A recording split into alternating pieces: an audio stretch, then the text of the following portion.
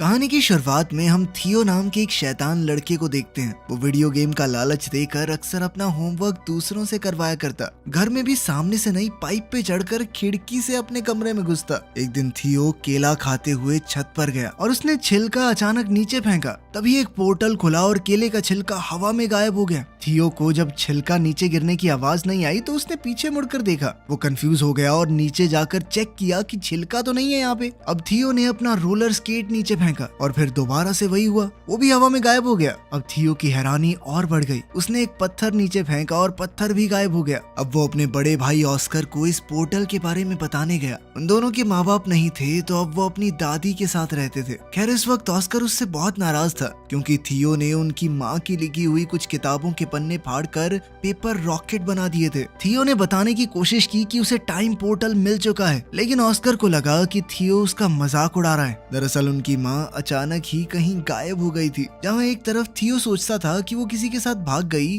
वहीं ऑस्कर का मानना है कि वो एक काबिल साइंटिस्ट हैं जो कि टाइम पोर्टल्स को ढूंढ रही थी और शायद अब किसी और समय में फंस चुकी हैं। वो उनकी रिसर्च को समझकर अपनी माँ को वापस लाना चाहता था। अब दोनों भाइयों में लड़ाई बढ़ती जा रही थी। इसी बीच दादी ने उन्हें कुछ खाने के लिए बुला लिया। दादी के आगे वो दोनों शांत रहे, लेकिन दादी के जाते ही दोबारा बहस शुरू हो गई। ऑस्कर ने गुस्से में थियो को एक आधी गाली बक दी, जिसके बाद थियो ने गुस्से में ऑस्कर का टर्टल पोर्टल में फेंक दिया। ऑस्कर बेचैन होकर हर जगह अपने प्यारे टर्टल को ढूंढने लगा, जिसके ना मिलने पर ऑस्कर ने हर जगह अपने टर्टल के मिसिंग पोस्टर्स लगाए। ऑस्कर उस टर्टल के बहुत करीब था। वो उससे अलग होकर बस रोता रहता। जल्द ही थियो को अपनी गलती का एहसास हुआ और उसने सब कुछ ठीक करने के लिए पोर्टल में कूदने का सोचा। पोर्टल में कूदते ही थियो भी वहां पहुंच गया जहां सब कुछ पड़ा था जो उसने पोर्टल में फेंका था। टर्टल भी वहीं पर था। थियो टर्टल को लेकर घर चला गया और वापस वहीं रख दिया, जिसके बाद वो चुपचाप सो गया। लेकिन अगली सुबह कुछ बहुत अजीब हुआ। थियो अभी सो ही रहा था, लेकिन ऑस्कर काम के लिए तैयार हो गया। अब ऑस्कर की उम्र काफी बढ़ चुकी थी। थियो दरअसल उस पोर्टल की मदद से 1990 से 2022 में आ गया था। यहाँ ऑस्कर एक फिजिक्स का प्रोफेसर है। जल्द ही ऑस्कर डेविड नाम के एक आदमी की दुकान पर कुछ सामान लेने गया। कुछ देर बाद इस दुकानदार की बेटी एलिना भी वहाँ आ गई। डेविड और एलिना काफी समय से अच्छे दोस्त हैं। डेविड बचपन से एलिना को पसंद करता था, बस कभी कह नहीं पाया। एलिना का डाइवोर्स हो चुका था और अब वो 2 बच्चों की माँ थी, लेकिन ऑस्कर के मन में अब भी उसके लिए प्यार था। एलिना ऑस्कर की यूनिवर्सिटी में ही इंग्लिश प्रोफेसर है। घर पर थियो उठा और ऑस्कर को ढूंढने लगा। उसने टर्टल को उठाया और दादी के पास गया। दादी अब काफी बूढ़ी हो चुकी थी और वो थियो को पहचान नहीं पाई। जब ऑस्कर ने थियो को देखा तो वो चौंक कर बेहोश हो गया। जब ऑस्कर को होश आया तो उसने पूछा कि क्या ये सच में तुम ही हो थियो? थियो भी कंफ्यूज हो गया। उसने ऑस्कर से पूछा कि तुम कौन हो और मेरा नाम कैसे जानते हो? ऑस्कर ने बताया कि मैं तेरा बड़ा भाई हूँ, और कौन? अब थियो ये देखकर हैरान रह गया कि तू एक दिन में इतना बड़ा कैसे हो गया बे? थोड़ी बातचीत के बाद उन्हें समझ आया कि थियो किसी तरह 2022 में पहुंच चुका है। उनकी बात उस वक्त के बारे में हुई जब ऑस्कर थियो पर गुस्सा था मॉम के नोट्स फाड़ने के लिए। थियो ने ऑस्कर को अपनी माँ की वो रेड ड्रेस वाली तस्वीर दिखाई। थियो अब परेशान होकर 1992 में वापस जाना चाहता था, क्योंकि उसे डर था कि अगर लेट हो गया तो दादी उस पर चिल्लाएगी। थियो छत पर गया ताकि वो पोर्टल में वापस कूद पाए, लेकिन जैसे ही उसने पत्थर फेंका वो गायब हुआ ही नहीं। ये वाला पोर्टल तो 2022 में बंद हो गया था। थियो परेशान हो गया कि वो पोर्टल बंद कैसे हो सकता है। इस पर ऑस्कर ने उसे समझाया कि टाइम ट्रैवल इतना सीधा नहीं है। जिस रास्ते तुम यहाँ पर आए हो जरूरी नहीं वो पोर्टल वापस भी जाता हो। अब ऑस्कर ने सोचा कि एक नया पोर्टल ढूंढना पड़ेगा ताकि 2022 से 1990 में वापस जाया जा सके। इस बारे में जानकारी इकट्ठा करते हुए ऑस्कर थियो को अपने सीनियर प्रोफेसर के पास ले गया। उसने बताया कि 2022 में साइंस और टेक्नोलॉजी ने काफी तरक्की कर ली है, लेकिन टाइम पोर्टल जैसी कोई चीज नहीं हो सकती। प्रोफेसर की बात सुनकर दोनों भाई वहाँ से वापस आ गए। थियो मॉडर्न दुनिया को देखकर काफी हैरान था। उसने ऑस्कर का फोन देखकर पूछा कि ये क्या है। ऑस्कर ने समझाया कि ये एक फोन है, लेकिन पुराने फोन्स की तरह इसमें नंबर घुमाने नहीं पड़ते, ना ही इसमें कोई तार है। ऑस्कर ने थियो को शांत करवाते हुए कहा कि अभी हमें पोर्टल को ढूंढने पर ध्यान देना चाहिए। तुम्हें 1990 में वापस जाना है कि नहीं? तभी थियो ने ऑस्कर को बताया कि मुझे हाथ से लिखी हुई एक लिस्ट मिली थी माँ के पेपर्स में, जब मैं वो रिसर्च वाले पन्ने फाड़कर रॉकेट बना रहा था।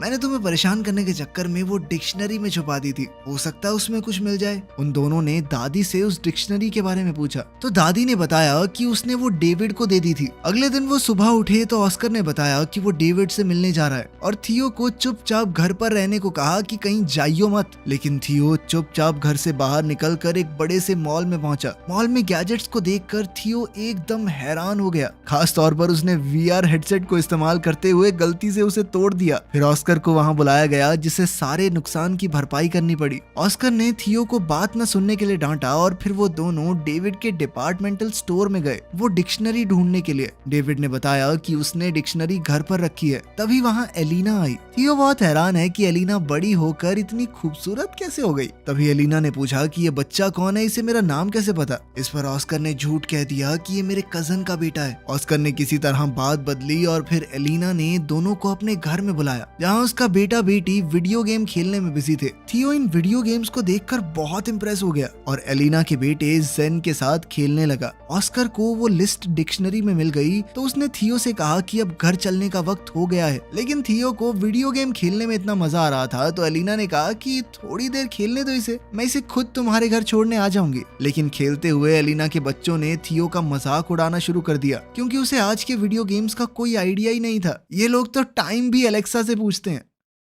वापस जाकर थियो और ऑस्कर काम पर लग गए। छत पर जाकर ऑस्कर ने बताया कि लिस्ट में अलग अलग पोर्टल्स की जगह बता रखी है। इन दोनों ने बताई हुई जगहों पर चीजें फेंक कर टाइम पोर्टल्स को ढूंढने की कोशिश की लेकिन कुछ नहीं मिला। ऑस्कर को लगा उसने कैलकुलेशंस में कुछ गलती की है और वो दोबारा से कैलकुलेशंस करने लग गया। इस दौरान थियो उससे पूछने लगा कि तुम हमेशा अकेले क्यों रहते हो और कोई दोस्त वगैरह नहीं है तुम्हारा, और खासकर एलिना को अपनी फीलिंग्स क्यों नहीं बताई आज तक। ऑस्कर ने कैलकुलेशंस करते हुए जवाब दिया कि भले ही एलिना का डिवोर्स हो गया है लेकिन मुझे नहीं लगता हमारे बीच में बात बन सकती है। बिना ऑस्कर को बताए थियो ने ऑस्कर के फोन से मैसेज करके डेविड, एलिना और एलिना के बच्चों को घर पर डिनर के लिए बुला लिया। जब ये लोग दरवाजे पर आए तो ऑस्कर सबको देखकर चौंक गया। थियो ने बताया कि मैंने सबको फोन करके बताया और ऑस्कर उसकी शैतानी समझ गया। उनकी इस मुलाकात में ऑस्कर और एलिना एक दूसरे के करीब आ गए और अगले दिन एलिना थियो को शॉपिंग भी करवाने ले गई, उसे नए कपड़े दिलवाने। ट्रायल रूम में थियो हमेशा की तरह फुटबॉल की मजाकिया कमेंट्री कर रहा था।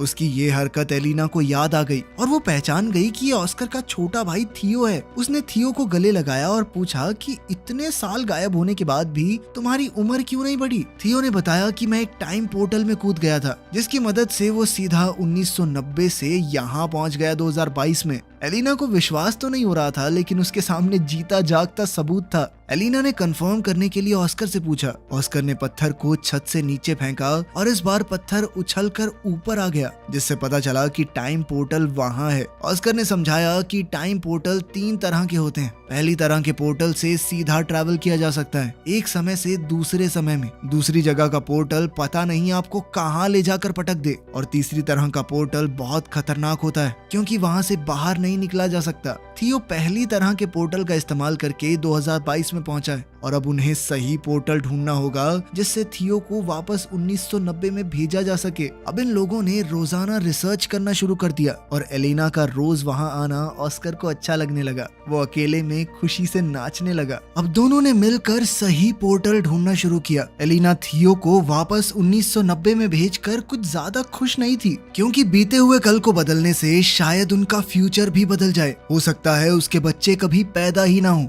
वो अपने बच्चों से बहुत प्यार करती थी लेकिन ऑस्कर ने उसे वादा किया कि थियो के वापस जाने से तुम्हारी जिंदगी पर कोई असर नहीं होगा। वो पूरी कोशिश करेगा कि एलिना की जिंदगी के साथ कोई छेड़छाड़ ना हो। अब वो लोग सोच में पड़ गए कि किस तरह ऐसा कुछ किया जाए कि दोनों टाइमलाइन जैसी हैं वैसी ही रहें। अब थियो ने दिमाग लगाया और अपनी माँ के लिखे हुए कोऑर्डिनेट्स को क्रैक करने के लिए उसने एलिना के बच्चों की मदद ली क्योंकि अगर वो उनकी मदद से बीते हुए कल में जाएगा तो ये पक्का हो जाएगा कि वो फ्यूचर में पैदा होंगे क्योंकि अगर वो ना होते तो वो कभी पास्ट में पहुंच ही ना पाता।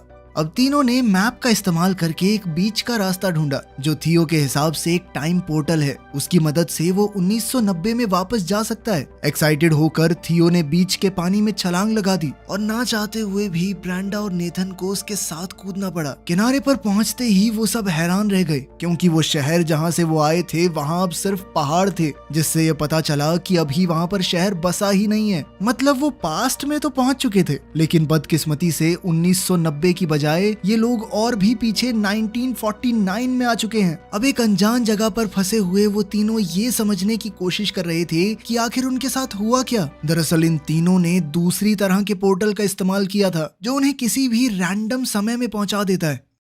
वहीं 2022 में परेशान एलेना ने ऑस्कर को फोन करके बताया कि थियो और दोनों बच्चे गायब हैं। ऑस्कर ने बताया कि शायद उन्हें 1990 वाला पोर्टल मिल गया है और अब ऑस्कर और एलेना को भी उन्हें वापस लाने के लिए वहां जाना होगा। 1949 में इन तीनों के पास ना तो पैसे हैं, यहाँ पर उनका फोन भी काम नहीं कर रहा और तो और अब तीनों बच्चे भूख से भी परेशान थे। तभी ब्रेंडा और नेथन ने दिमाग लगाया कि हम अपने गैजेट्स का इस्तेमाल करके एक mind reading magic show perform कर सकते हैं। नेथन थोड़ा दूरी पर बैठ गया और ब्रेंडा ने अपनी आंखें बंद कर ली। थियो एक बोर्ड पर नाम लिखकर सामने खड़ा हो गया। अब वायरलेस ईयरफोन्स का इस्तेमाल करके नेथन ने नाम पढ़कर ब्रेंडा को बताया और लोगों को लगा कि ये जादू है। लड़की बिना देखे नाम कैसे बता रही है, इसके पास जरूर कोई शक्तियां हैं। ऑडियंस बहुत खुश हुई और सब तालियां बजाने लगे। इससे उनके पास पैसे तो आ गए, लेकिन जल्द ही पुलिस ने ये सब देख लिया। पब्लिक में बिना परमिशन ऐसा कुछ काम करने की मनाही थी। थियो ने जैसे ही पुलिस को आते देखा, उसने अपने साथियों को वहाँ से भागने का इशारा किया और तीनों तुरंत वहाँ से निकल गए। भागते हुए एक अनजान आदमी ने इन तीनों को किडनैप कर लिया और किसी अनजान जगह पर ले गया, जिससे अब इन बच्चों की जान पहले से और भी ज्यादा खतरे में थी। उधर 2022 में थियो और एलेना को 1990 के पोर्टल की एंट्री मिल गई। दोनों ने हाथ पकड़े और पोर्टल में कूद गए। एलेना सच में टाइम ट्रैवल करके ऐसा महसूस कर रही थी मानो सपना देख रही हो। 1990 में थियो के मिसिंग पोस्टर हर जगह लगे हुए थे। 1949 में बच्चों को किडनैप करके वो आदमी एक ऐसी गैंग के पास ले आया जो सरकार के विरुद्ध थी। गैंग के लीडर ने पूछा कि इन बच्चों को यहाँ क्यों ले आए, तो इस आदमी ने बताया कि ये बच्चे गैंग का सीक्रेट कोड जानते हैं। थियो ने कंफ्यूजन में पूछा कि कौन सा सीक्रेट कोड वर्ड। उस आदमी ने बताया कि जो सीटी की आवाज थियो ने पुलिस से भागने के लिए निकाली थी वो इस गैंग का कोड वर्ड है। ये सीटी थियो को उसकी दादी ने सिखाई थी। तभी गैंग की एक जवान औरत वहाँ आई। ये थियो की दादी है। जब वो जवान थी, थियो को पता चला कि उसकी दादी कभी इस गैंग की मेंबर थी। यहीं से उन्होंने वो सीटी बजानी सीखी है और उनसे थियो ने किसी को बताया नहीं कि ये उसकी दादी है, क्योंकि सब उसे पागल समझते। लेकिन वो इस औरत के गले लग गया। ये गैंग गवर्नमेंट के खिलाफ है, लेकिन लोगों की भलाई के लिए काम करती है और उनका इन बच्चों को कोई नुकसान पहुंचाने का इरादा नहीं था। इसीलिए वो तीनों अभी के लिए वहाँ सेफ हैं। दूसरी तरफ 1990 में ऑस्कर और एलेना बच्चों को ऑस्कर के घर में ढूंढ रहे थे, लेकिन वहाँ तो कोई भी नहीं था। अचानक उन्हें किसी की आवाज आई और दोनों कबर्ड में छुप गए। ये छोटा ऑस्कर है जो थियो के खो जाने के दुख में रो रहा है। फ्यूचर से आए ऑस्कर को ये देखकर बहुत दुख हुआ। 1949 में तीनों बच्चे उस गैंग के रहन सहन में ढलने शुरू हो गए थे, क्योंकि उन्हें लग रहा था कि वो जिस पोर्टल से यहाँ आए हैं वापस नहीं जा सकते। थियो की जवान दादी भी उनके साथ है, इसलिए थियो को ढलने में ज्यादा मुश्किल नहीं हो रही थी। थियो ने मौका देखकर अपनी दादी से कहा कि हमारे साथ एक फोटो ले लो और साथ ही अपनी दादी से कहा कि इस फोटो को हमेशा संभाल कर रखना। जब आप बूढ़े हो जाओगे तब भी इसे फ्रेम करवा के रखना। इससे साल 1990 में दादी के फोटो फ्रेम में अचानक चेंज आ गया। अब इस फोटो में थियो, ब्रेंडा और नेथन भी दादी के साथ हैं। थियो ने 1949 में इस फोटो के पीछे टाइम पोर्टल के कोऑर्डिनेट्स भी लिख दिए, जिससे 1990 में मौजूद ऑस्कर और एलेना को उसे ढूंढने में मदद मिल जाए। अब ऑस्कर और एलेना को लगा कि उन्हें वापस 2022 में जाना होगा ताकि वो सही पोर्टल से 1949 में पहुंच सकें और तीनों बच्चों को बचाकर वापस ला सकें। एक बार 1949 में पहुंच गए तो सब लोग 2022 में जाएंगे और वहां से थियो को 1990 में वापस भेज देंगे। ऑस्कर और एलेना पहले 2022 में वापस गए और थियो के दिए हुए कोऑर्डिनेट्स का इस्तेमाल करके 1949 में पहुंचे। वहां थियो ने दादी की गैंग के मेंबर्स को बताया कि उसका भाई ऑस्कर उसे लेने आएगा, इसलिए दो लोग पहले ही वहां खड़े थे। दादी की सिखाई हुई सीटी जब इन लोगों ने बताई तो उसका रिस्पॉन्स ऑस्कर ने वैसी ही सीटी बजा कर दिया, जिसके बाद ऑस्कर और एलेना को दादी की गैंग के पास ले जाया गया। एलेना अपने बच्चों को ठीक हालत में देखकर बहुत खुश हुई, लेकिन थियो अब वापस नहीं जाना चाहता था। उसे अब 1949 में ही अच्छा लग रहा था। ऑस्कर को यह सुनकर बहुत बुरा लगा। उसने थियो से कहा कि माना भाई हम दोनों लड़ते हैं, लेकिन इसका मतलब ये तो नहीं कि एक दूसरे से प्यार नहीं करते। वो नहीं चाहता उसका छोटा भाई उसे छोड़कर चला जाए। ऑस्कर ने कहा कि तेरे जाने के बाद मैं कितना समय तुझे याद कर करके रोया हूँ, तू सोच भी नहीं सकता। तभी वहाँ उनकी यंग दादी आ गई। ऑस्कर उसे देखकर हैरान था लेकिन कुछ बोला नहीं। अब इन सबको 2022 में वापस जाने का टाइम पोर्टल ढूंढना है, इसलिए गैंग का एक आदमी उन्हें गाड़ी में छोड़ने जा रहा था। ये आदमी और कोई नहीं बल्कि ऑस्कर और थियो के दादाजी हैं। जल्द ही उन्हें 2022 में वापस जाने का पोर्टल मिल गया और अब ऑस्कर ने थियो को वापस 1990 में भेजने की तैयारी कर ली। वो वाला पोर्टल वो पहले ही ढूंढ चुके थे उस कंस्ट्रक्शन साइट पर। थियो वापस नहीं जाना चाहता था क्योंकि 1990 में उसके पास कोई नहीं है, उसके माँ बाप नहीं थे, वो बहुत अकेला महसूस करता था। उसने ऑस्कर से कहा कि मैं अब तुम्हारे साथ रहना चाहता हूँ, तुम मुझे थोड़ी थोड़ी पापा की याद दिलाते हो। ऑस्कर ने बड़े प्यार से थियो को गले लगा लिया और समझाया कि 1990 वाला ऑस्कर भी बहुत अकेला है, उसे थियो की वहाँ बहुत जरूरत है। अगर तुम अच्छे से रहोगे तो मैं वादा करता हूँ कि मेरा छोटे वाला वर्जन भी तुम्हारा बहुत ध्यान रखेगा। ना चाहते हुए भी थियो 1990 में चला गया, जहां उसके वापस आने से ऑस्कर की खुशी का ठिकाना ही नहीं रहा और उसकी दादी ने भी उसे बहुत प्यार किया। जब थियो से पूछा गया कि वो कहाँ था तो उसने दादी को एक झूठी कहानी सुना दी कि उसे एक गैंग ने किडनैप कर लिया था। थियो के जाने से परेशान और कंफ्यूज्ड अब ऑस्कर भी इस बात पर भरोसा करने लगा कि शायद उनकी माँ सच में उन्हें छोड़कर चली गई है और फ्रस्ट्रेट होकर माँ की किताबों को उसने फेंकना शुरू कर दिया। लेकिन थियो ने वहाँ आकर अपने टाइम ट्रैवल की पूरी कहानी ऑस्कर को बताई। उसने ऑस्कर को 2022 का फोन भी दिखाया। ऑस्कर को उसकी कहानी पर पूरा भरोसा तो नहीं हुआ, लेकिन फोन देखने के बाद वो की बात को झुकला भी नहीं पाया। दोनों भाइयों ने अब कभी भी टाइम पोर्टल का इस्तेमाल ना करने का फैसला किया और वर्तमान समय में खुश रहने का वादा भी। अब 2022 में दोनों भाई एक साथ हैं और जैसे ही घर की घंटी बजी, थियो ने ऑस्कर का मजाक उड़ाते हुए कहा कि तुम्हारी गर्लफ्रेंड एलेना आई होगी। थियो ने ऑस्कर से कहा कि अब तो अपने मन की बात बता दे उसे, डाइवोर्स भी हो गया उसका। थियो ने जानबूझकर ऑस्कर को पहले ये सब नहीं कहा क्योंकि अगर वो ऐसा कर देता तो एलिना के बच्चे कभी पैदा ही ना होते और एलिना की जिंदगी पूरी तरह बदल जाती, जो उसने वादा किया था कि वो नहीं बदलेगा। लेकिन अब बिल्कुल सही वक्त था, बच्चे भी पैदा हो चुके, डाइवोर्स भी हो गया। ऑस्कर ने जैसे ही दरवाजा खोला तो एलेना बाहर ही खड़ी थी और यहाँ से इनकी जिंदगी को एक नया मोड़ मिल सकता है। अब आखिर में सीन बहुत ही पुराने वक्त का दिखाया जाता है। एक पोर्टल खुला और उसमें से एक औरत निकली। ये वक्त बहुत पुराना है और लोगों को साइंस के बारे में कुछ भी नहीं पता। ये औरत कोई और नहीं बल्कि थियो और ऑस्कर की माँ है। दिखाया जाता है कि वो एक साइंटिस्ट है तो वो लोगों को साइंस के बारे में पढ़ाने लगी, जिससे फ्यूचर में बहुत ज्यादा बदलाव आ सकता है। यहीं पर कहानी खत्म होती है। तो आपके हिसाब से क्या थियो को अपने भाई को पहले ही मना लेना चाहिए था कि लड़की से बात कर ले? हो सकता है उसका कभी डाइवोर्स ही ना होता और वो खुशी खुशी रहने लगते। कमेंट्स में जरूर बताना। मिलते हैं अगली वीडियो में।